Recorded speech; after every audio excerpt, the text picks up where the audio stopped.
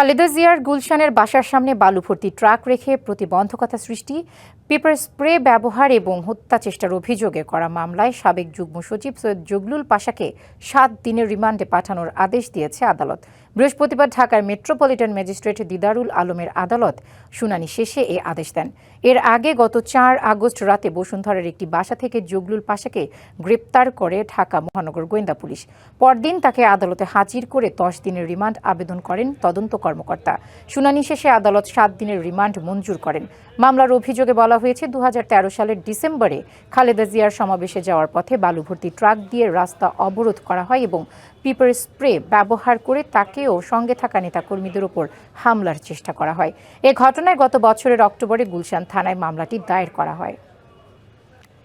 এই ঘটনার যে মূল দায়িত্ব ছিল সে ছিল আজকের যে আসামি সৈয়দ জগলুল পাশা। তিনি জনপ্রশাসন মন্ত্রণালয়ের তখন যুগ্ম সচিব ছিলেন।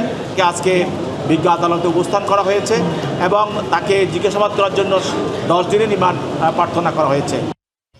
নগদ নিয়ে এলো হার না মানা হার অফার। সর্বনিম্ন ১০,০০০ টাকা রেমিটেন্স নগদে পাঠালে থাকছে স্বর্ণের হার জেতার সুযোগ।